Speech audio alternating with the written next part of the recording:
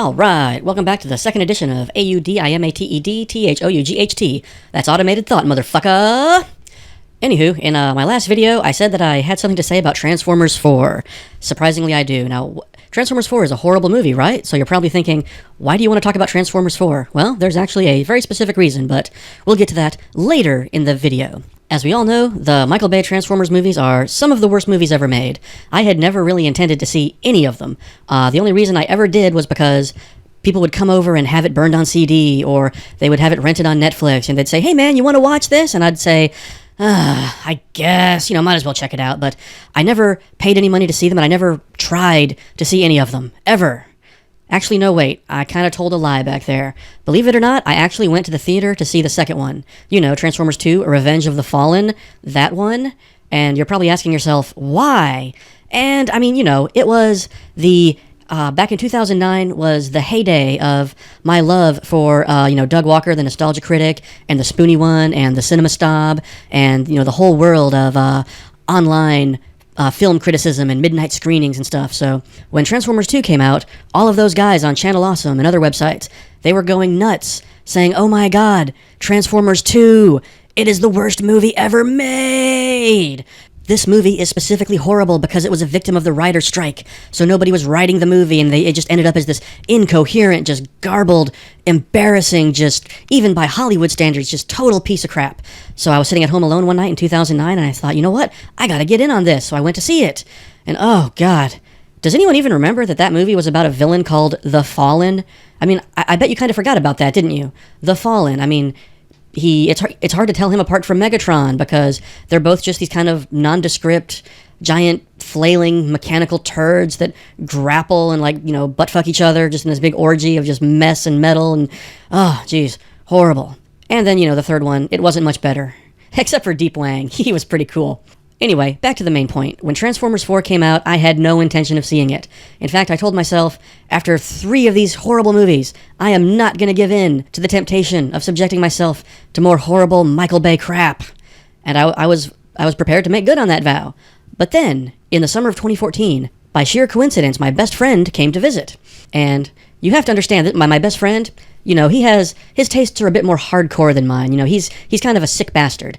On one hand, he's a Criterion collection owning Cinema Snob, but then again, he also has this side of him where he seeks out the craziest and worst and most cringeworthy stuff available.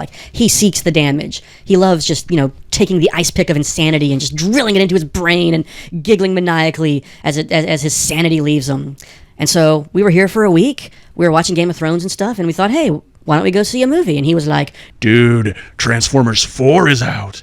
Let's go see that. And I said to him, are you sure? Is that wise? And he said, yeah, dude. Let's just expose ourselves to the madness and just punish ourselves for the crime of being alive. And I thought, okay, man, we don't get a chance to hang out much anymore, so let's go do it. And so we went and saw Transformers 4, and it was, if anything, it was more painful than the first 3. It was just horrendous. And just like with most Michael Bay movies, when I left the theater, I had a kind of a grinding, splitting headache forming in the base of my neck from the nonstop 2.5 hours of explosions and screaming and stupidity. Oh, God. I put myself through a lot sometimes. These Transformers movies, I still wake up with nightmares where Anthony Anderson is talking about how, you didn't eat any donuts. I ate the whole plate of donuts. And I just wake up screaming, no, it didn't happen. But anyway, in the aftermath of my harrowing Transformers 4 experience, I actually became glad that I went to see it for a very specific reason. Just because Transformers 4 is one of the stupidest movies ever made, it's a stupid movie that's made by some very smart and evil people. There's an insidious plan behind Transformers 4 that I am going to reveal to you now. You see, Transformers 4 wasn't just another movie made by smart people for dumb American audiences. It was really made for dumb Chinese audiences. When Transformers 4 debuted in China, it became a massive, huge blockbuster success. I'm pretty sure it was the biggest foreign film ever to hit China. You can go look that up. I don't know. Either way, it made a lot of money. And as everyone knows, for years, American movie studios, they've been kind of catering to the Chinese audience. They don't put things in their movies that the Chinese would object to, like, China being portrayed as a villain or, evil Chinese gangsters. stuff like that. But with Transformers 4, they went one step further. The plot of Transformers 4 is specifically tailored to appeal to the Chinese populace. I'm dead serious. Now, think about this.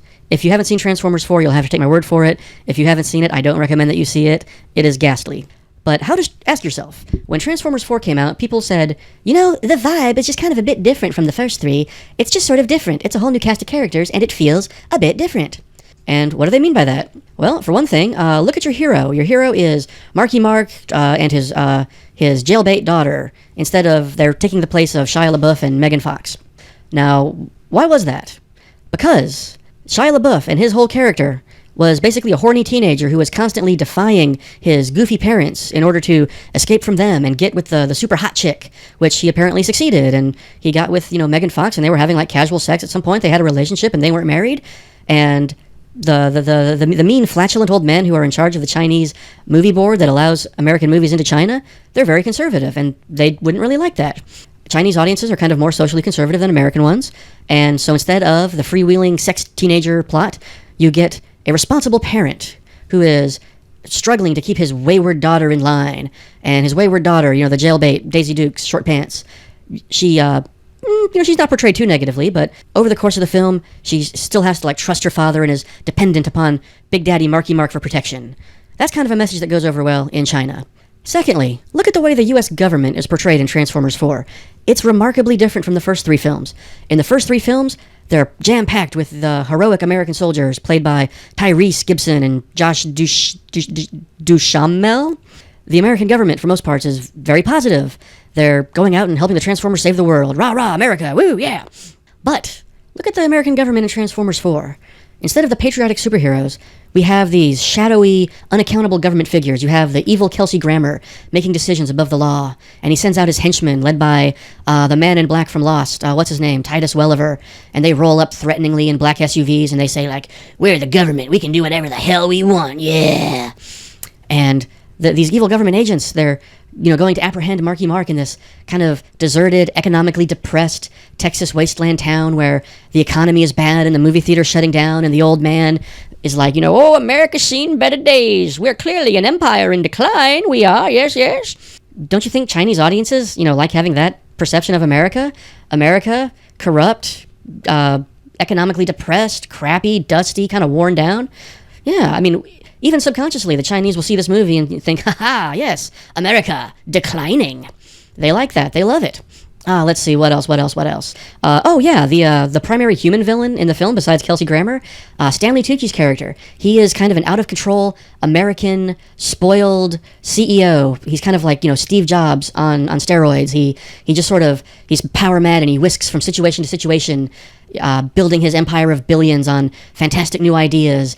And at first he's kind of impressive, but then over the course of the movie, his gambles on using Decepticon technology in order to make scientific breakthroughs, they backfire because he's reckless. He has no disregard for anything. He's like an overpowered child, just throwing money at stuff and we'll create this because we're brilliant. And then he falls from grace, and he spends the last hour of the movie just crawling through the streets of Hong Kong, screaming and crying and being cowardly. There you go. Another symbol of American power, the corporate CEO, brought low, humiliated. Man, the Chinese love that. And then again, there's the big coup de grace. The final battle takes place in Hong Kong.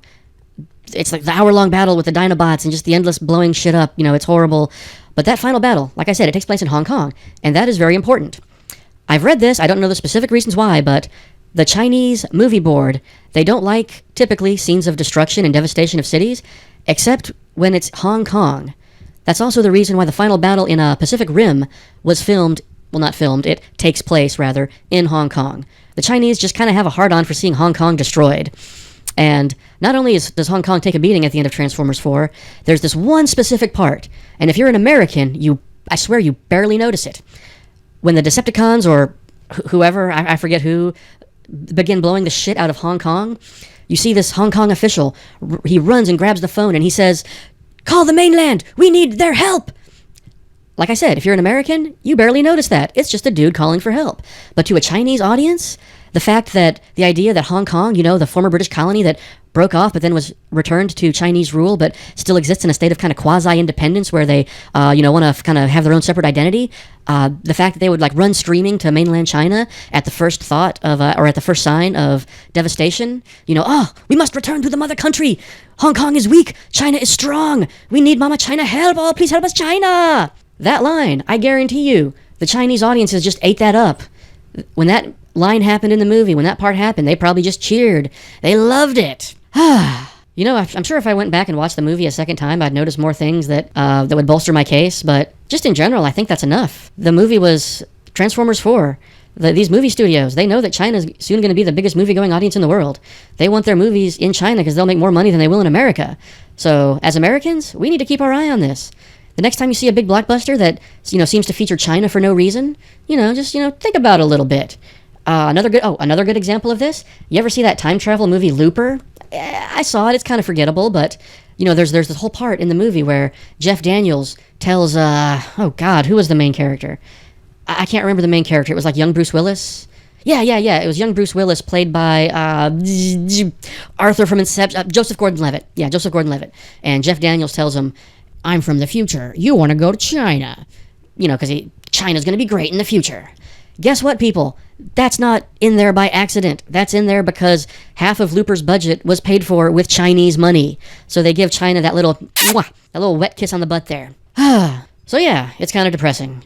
American movies, the ones that we think are just for us Americans, increasingly, more and more, they're going to be made for China. The worst part about that is that I've heard it said, I don't know this for sure, but I've heard it said that the Chinese public can be a little racist. They kind of tend to not like movies that have African-American lead actors or actresses.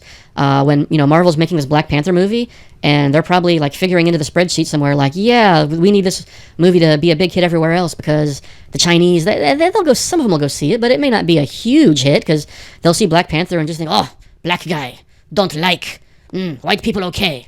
Not as good as Chinese, but white people okay. Black people, not interested in seeing this movie about Panther, no. And, that's kind of sad. China, you need to be less racist. Because you know why? Because Black Panther fucking rules. This is true. Whew. Okay. My second video. If you enjoyed any of part of it, if you're still listening to this, like, comment, subscribe, brighten my day up. Come on, man. Oh, and on a side note, my best friend, he was down here just recently, less than a month ago. And this time he said, "Let's go see the second Ninja Turtles movie. Teenage Mutant Ninja Turtles 2, Out of the Shadows." And I was thinking, we could go see X-Men Apocalypse. Turtles 2, they say it's horrible. And he said, "Yeah, it's supposed to be even worse than the first one." But in the end, we did go see X-Men Apocalypse instead, so for once, sanity prevailed.